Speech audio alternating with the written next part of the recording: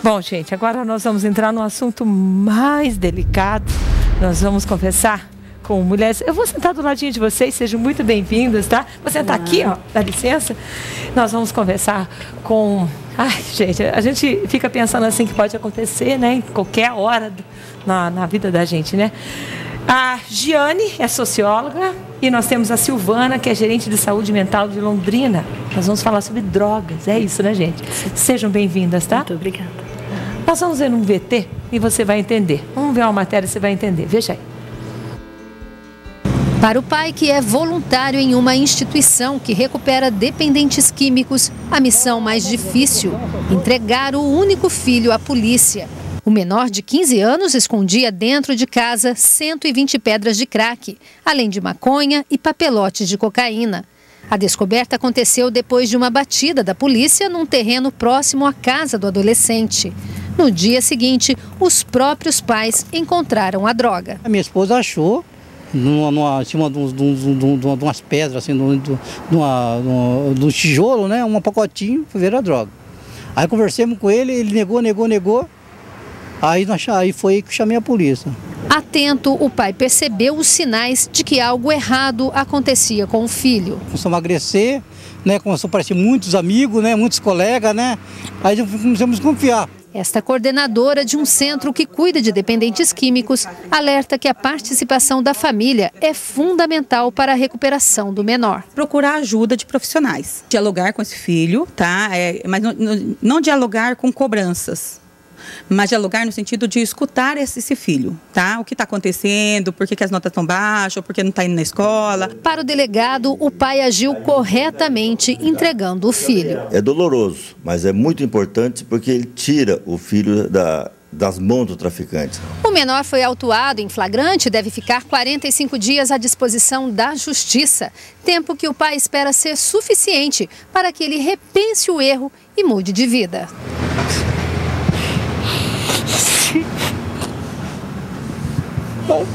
Mas é doído. Então eu acho que ele quer que ele reflita, né? Que a gente queria o melhor para ele, né? E nós estamos com o pai ao vivo. Vamos chamar de pai para preservar, né? Tanto o pai como o filho, a imagem preservada e da família toda. Então nós estamos com ele aqui. Pai, me diga uma coisa. Vamos conversar com ele, gente? Vamos? Pai, por que dessa atitude, pai? Fala pra gente. Eu acredito que essa atitude, acho que para mim é um estilo de coração, que eu acredito que todo mundo, acho que todos os pais, todo familiar que tem seus filhos, né, a gente temos que ter essa atitude mesmo, porque nós temos que acreditar nessa lei, né, que nós temos, né, porque se não acreditar nela, vai acreditar em quem, né?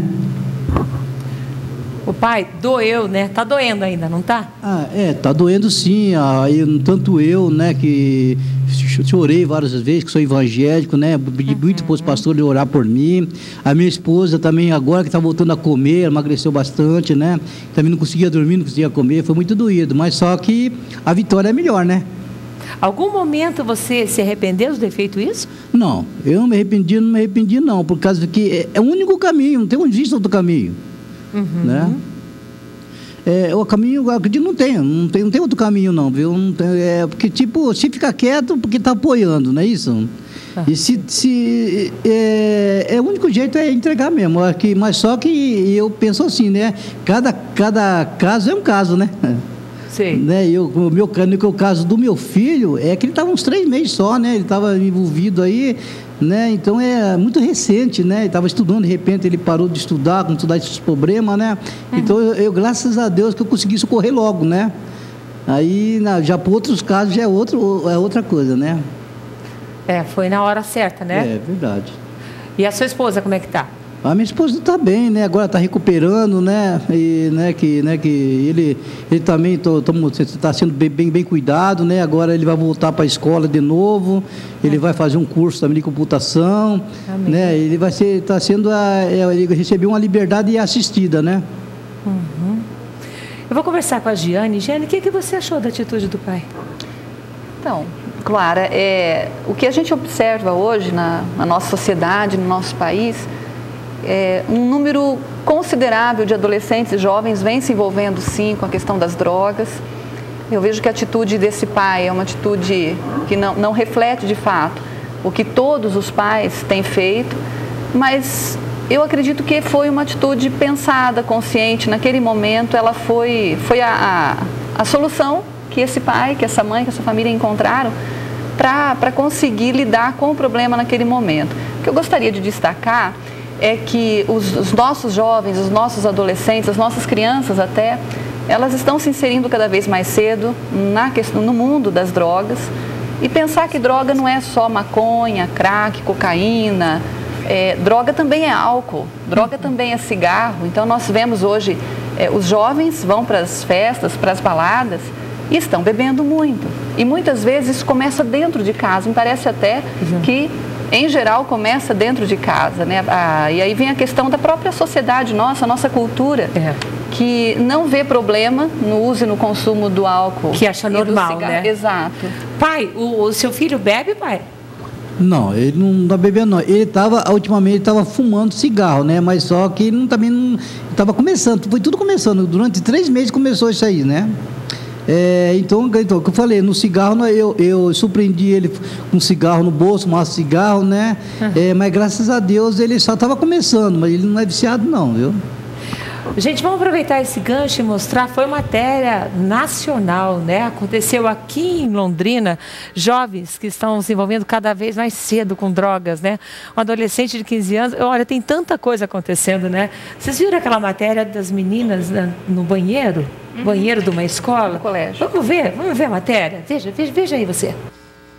As imagens mostram a menina exibindo a droga para as amigas. A porção de cocaína estava dentro de um aparelho celular no lugar da bateria. O flagrante foi no banheiro feminino de um colégio estadual na zona norte de Londrina. O caso aconteceu menos de 24 horas depois que o Conselho Escolar decidiu pela manutenção das câmeras. O monitoramento nos banheiros tinha gerado polêmica e chegou a ficar suspenso por alguns dias. Com o flagrante gravado, a escola chamou a polícia. Antes de ser liberada, a aluna disse ter recebido a droga de um garoto de 15 anos que estuda no mesmo local. Ele foi apreendido. O pai do adolescente diz que o garoto encontrou a cocaína na rua. O que eu peço é um apelo para que todas as crianças não façam para os pais o que meu filho fez hoje. Ele fez um ato assim sem pensar, eu acredito, né? Agora daqui para frente a gente vai fiscalizar mais as companhias dele. Para o diretor da escola, nem o monitoramento constante vai ser capaz de acabar com os casos de tráfico. Eles sabem que tem câmera, né? Então a sensação que eu tenho às vezes é de que a câmera ela tem a função de nos mostrar que a coisa está acontecendo, mas eu não sei se ela tem a função de inibir. Mais um adolescente, Silvana, de 15 anos, né? Mais um adolescente de 15 anos. Agora, o que será que está acontecendo? Você é a gerente de saúde mental de Londrina. O que será? Você convive muito com essa situação. O que será que está acontecendo? E vou jogar para vocês duas. O que nós, mãe, o que nós devemos observar em casa, mãe e pai, observar? Será que nós estamos falhando com a educação? Joguei algumas coisas para vocês responderem para a gente. Ok. Clara, quando a gente pensa não só na questão do uso de drogas, mas na questão do tráfico e de jovens que usam droga e traficam, ou jovens que não usam droga e traficam. O tráfico tem sido visto como uma forma de se ganhar dinheiro muito rápido, né? E o jovem, naquela sensação de ter poder, de ter a aparência, de poder conseguir com mais rapidez aquilo que ele busca e almeja, até pelo imediatismo, por uma sociedade consumista, ele vê nisso uma oportunidade e vê isso até como trabalho. E vai para o tráfico. E no tráfico ele não vê que é uma situação muito mais complexa, que envolve a família, que envolve todo o contexto em que ele está inserido. Então, quando, por exemplo, ele fica devendo numa boca, porque ele pegou um tanto de substâncias, ele pode até incorrer no erro, né, de estar expondo drasticamente a família à questão de morte, à cobrança pelo traficante. Então, é muito importante nós alertarmos a estes jovens que não é o envolvimento dele apenas com o tráfico, mas quando ele faz esse passo, ele toma esse passo, ele está envolvendo também a sua família e todos aqueles que estão próximos a ele, né? E o que a gente vê cada dia mais, não só no uso do crack, a cocaína diminuiu drasticamente, né? Mas a questão do crack em si, que aumentou bastante. Hoje a Organização Mundial de Saúde preconiza aí que nós temos 3% da nossa população brasileira utilizando crack. Isso significa 6 milhões de brasileiros. Nossa. E nós estamos tendo ao alcance 2 milhões de brasileiros para tratamento.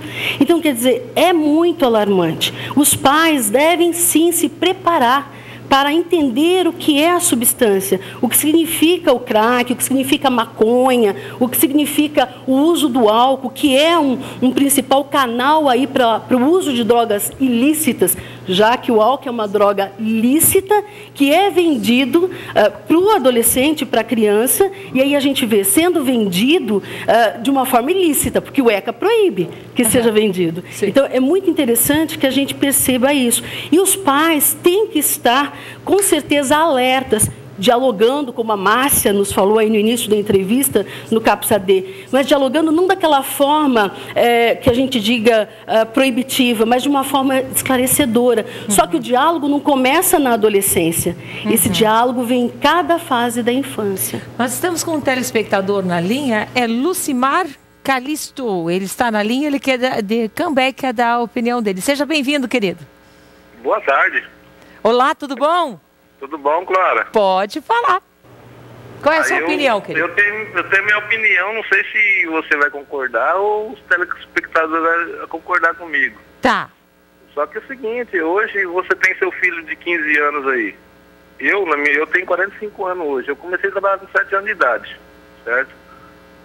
Hoje a criança com 15 anos não pode trabalhar. Pode namorar, pode usar droga. Eu acho que a pessoa, desde que esteja estudando, eu acho que o trabalho não vai matar ninguém. Uhum. A tua opinião é, com 15 anos tem que trabalhar. Tem que mudar a lei. Pelo meio período trabalhando e meio período estudando, eu acho que não vai ter tempo de procurar bandidagem. Uhum. Obrigada pela sua participação, viu, querido? Obrigada. Pai, obrigado. Nosso pai, o seu filho trabalhava, pai? Meu filho, a minha mãe, a minha esposa, né? Desculpa, a minha esposa ficou tão revoltada por causa de quando meu filho ele queria trabalhar, meu filho é trabalhador, né? Ele não é que nem ele está num local e os pessoal estão gostando dele, que está trabalhando, está ajudando, né? Ele está muito bem, né? Mas minha esposa deu uma volta com ele na cidade, perguntou para todo mundo que ele queria trabalhar, que ele queria fazer alguma coisa, mesmo no meu período para ele ficar na rua, ninguém quis dar serviço para ele, né? Aí foi aí que ele foi indo e começou a se envolver, né? Por causa, eu acredito que cada jovem tem o seu sonho. Que nem o pai, que nem eu dou 10, às vezes a mãe dá 10, dá 5 para ele todo dia, mas para ele não, ele quer conhecer, ele quer ter o salarinho dele, ele quer ter as coisas dele comprado por ele, né? Ele tem uns sonhos, acho que nós todos temos sonhos, temos direito de viver, né? Eu concordo com esse senhor que ligou quase agora, que o menor devia ter sim, a metade estudo, a metade trabalho, né? Isso é verdade. Agora, eu perguntei para vocês, acho que até quase para finalizar, né? O que nós mães, nossa psicóloga, né, convidada socióloga, o que nós mães devemos observar e o que nós podemos fazer? É falta de, tem gente que fala assim, não, é falta de Deus em casa, é falta de diálogo, para essa audiência legal que nós temos, o que nós podemos falar para a nossa dona de casa, para a nossa mãezinha que está em casa, para os nossos pais? Eu digo o seguinte, Clara, que primeiro nós não podemos culpabilizar, não dá para colocar culpa em ninguém, né? A culpa é desse jovem, né, que é irresponsável, dessa família que não cuidou direito, não soube educar. Nós temos que responsabilizar, é diferente, né? Responsabilizar é atribuir responsabilidade à criança, ao adolescente, ao jovem. Todas as faixas etárias têm a sua responsabilidade dentro da sua possibilidade, vamos dizer assim. Responsabilizar as famílias, os pais, no processo de cuidado, de educação, vamos dizer assim, e também a sociedade, né, e o poder público. Então, assim, são várias frentes, como já foi dito aqui. O que eu digo para esses pais? Estejam atentos, observem os comportamentos, observem os amigos, com quem os seus filhos estão andando. E assim, além disso, nós defendemos sim a questão do diálogo e da afetividade, porque também não é só falar que não pode, O adolescente, o jovem, ele, como a Silvana diz, ele é imediatista, ele quer ter dinheirinho para comprar as coisas que ele gosta. Então, assim, converse mostrando realmente o que é a realidade. Nós estamos com a Cristiane na linha. Oi, Cristiane. Boa tarde, Clara. Obrigada pela sua participação. Pode falar a sua opinião. Então, Clara, eu acredito que eles precisam de um trabalho ou de um curso, alguma coisa para se ocupar. Porque o bairro onde eu moro é bem crítico. O pessoal fica na rua usando droga, fumando. Quando a gente pede ajuda da polícia, eles falam que a gente não tem como fazer nada, como proibir todo mundo. E para quem tem parentes que são envolvidos com droga é bem complicado, porque a gente oferece uma coisa e vem eles oferecendo droga. Então, como a rua oferece coisas que para eles são mais úteis, né? Se divertir, essas coisas, ter em casa um trabalho, alguma coisa, aí eles preferem ficar na rua. E se a gente dá um tapa, alguma coisa para corrigir, o Conselho Tutelar vem em cima da gente, mas não é que a gente está fazendo aquilo pelo mal, e sim para corrigir, para tentar dar uma educação. Mas só que a rua hoje em dia está oferecendo coisas para eles que eles acham mais úteis. Obrigada pela sua participação, viu, querida? Obrigada mesmo. Ô, pai, força, viu, pai? Obrigada pela sua participação também ao vivo aqui com a gente, viu, pai? Força, o que precisar da gente do programa Destaque, pode contar com a gente, tá, pai? Tá bom. E ele tá bem? Seu filho tá bem? O meu filho está bem, graças a Deus, né? E a gente estamos acreditando na vitória, né? E também acredito que as mães também têm que monitorar, assim, tipo, prestar atenção nos filhos, né? Para ver até que grau eles estão envolvidos, né? Para aqueles filhos que estão menos começando, tem como resolver, né? Mais rápido, né? Do que aí com 1 ano, 2 anos, assim, fica bem difícil de lidar, mas se for uma jovem, assim, mais pouco tempo assim, é bom agir, quanto mais rápido, né? Sim. Obrigada, pai. Obrigada também a Giane, obrigada a Silvana. Vocês vão voltar, eu gostei muito de vocês, muito mesmo, viu? E vamos comer um bolo de limão gostoso. Giane, você é da Unopar, né? Da Unopar? Então, um beijo e muito obrigada, Unopar. Meu filho estuda lá. Vamos pra cozinha, meninas, comer. Daqui a pouco, gente, deixa eu falar antes pra vocês, no nosso show dessa... Pode ir lá comer um bolo gostoso.